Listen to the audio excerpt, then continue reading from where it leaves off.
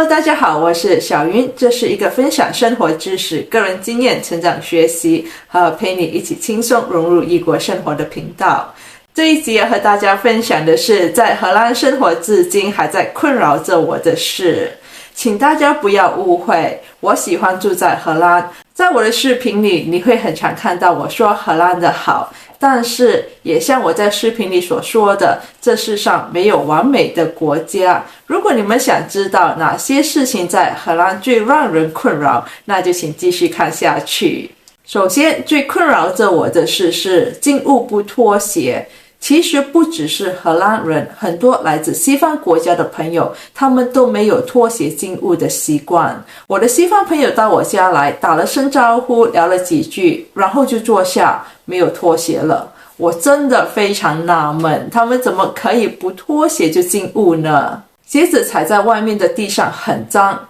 会弄脏家里的地板。我真的非常受不了，也感觉到非常奇怪。我问了我很多来自西方国家的朋友，他们为何不脱鞋进屋呢？他们的答案其实都差不多一样，就是他们没有在屋内脱鞋的习惯。但是他们也说了好几个重点，其中一个重点是在外面穿了一整天的鞋子，进了屋内脱掉会散发出异味，这会让人感到非常尴尬。我确实没有考虑到散发出异味这个问题。再来的就是他们说客人的拖鞋是共用的，已经有很多人穿过，所以非常的不卫生。这也是为什么西方国家的朋友进屋内不脱鞋。但是无论如何，我还是无法接受。我的个人看法就是进了屋内就要脱鞋子，这样比较卫生。再来的就是在荷兰，所有订购的东西都需要等待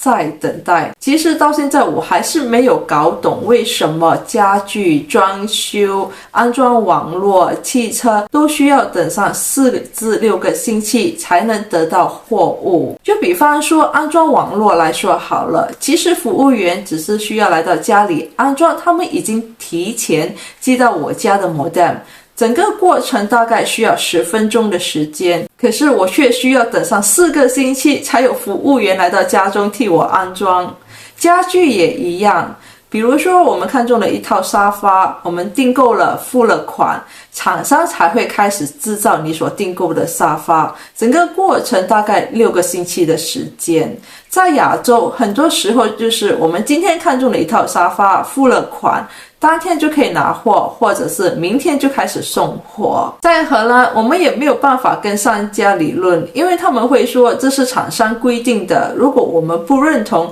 那我们可以不买，所以很多时候会觉得非常无助，尤其是在紧急需要时。下一个困扰着我的是遛狗和狗屎。在荷兰很多狗狗的主人都不清楚自家狗狗的粪便，我不骗你，在荷兰行走时必须要小心看清楚，因为荷兰街道到处都是狗屎，一不小心就会踩到粪便。即便是遛狗的公园，狗狗的粪便也是到处都是。如果这些事情发生在亚洲，我们会收到罚单的。不只是收到罚单，路人也会用很异样的眼光去看着你，自己都会感到不好意思。但是在荷兰，自己不尴尬，尴尬的就是别人。清理自家狗狗的粪便本来就是主人的责任，有很多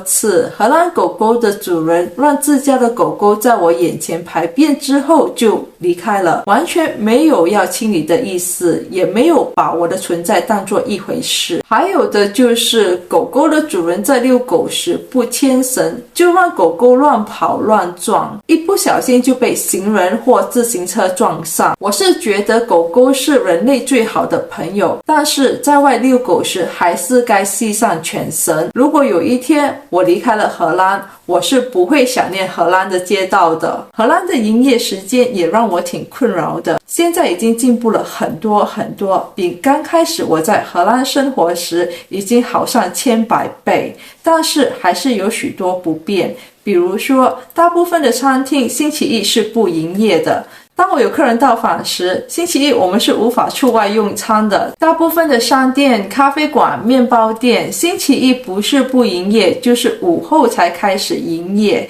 星期一的早晨在路上想买杯咖啡也很难，很多时候都会碰壁，因为还没有开门。尤其是在蓝色星期一时，心情会更加郁闷。在荷兰，大部分的商店在下午6点打烊，很多餐馆在晚上9点之后就不再接单了。稍微迟一点，可能连晚餐就吃不上了。这里不像在亚洲，在亚洲很多商店都开到晚上10点，无论在什么时间段都可以找到吃的、喝的。在荷兰24小时营业是不常见的，我们没有 7-Eleven， 也没有 Family Mart。到目前为止，还有很多荷兰城市和小镇星期日是完全不允许营业的，这让我非常想念亚洲的方便。接下来这一点其实已经不再困扰着我，但是对于游客或是新来的朋友绝对是一种困扰，所以我要在这个视频里提到它。在荷兰，很多商店和超市都不收信用卡，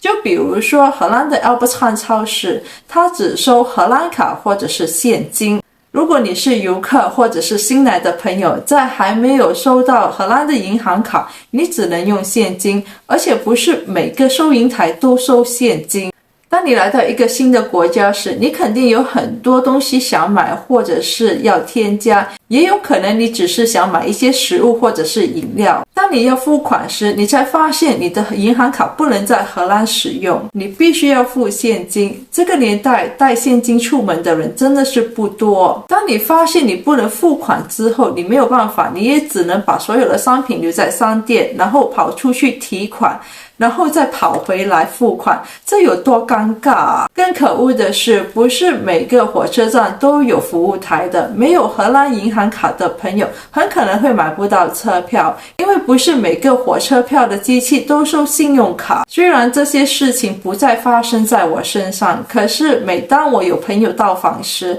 他们都会面临到这种问题，太不方便了。我非常能够理解不收信用卡、不收国外的银行卡给新来的朋友和游客带来的困扰。现在在荷兰生活的异国朋友，如果你们看到这里有同感，请在评论区给我留言，让我知道你们的看法。好啦，终于来到最后一点了，这是一个主观的问题，就是荷兰的糕点和饼干里都加了肉桂的成分。我知道不是所有人都不喜欢肉桂，但是请听我说，在亚洲的糕点和饼干里不是全部都加肉桂。刚到荷兰时，我在荷兰的超市和传统市场看到了许许多多看似非常好吃的糕点和饼干，结果就买了好几种。回到家开始开来吃了之后，才发现它们都是同一的口味，就是肉桂的口味。吃完了之后，整个口腔都是肉桂的味道，我非常不喜欢，非常难受。从此之后，我在买糕点或者是饼干时，我都会问清楚和看清楚到底有没有肉桂的成分。我很怕一不小心又把肉桂买回家了。虽然今天我抱怨了许多有关于荷兰的不好，但是它并不阻止我享受在荷兰的生活。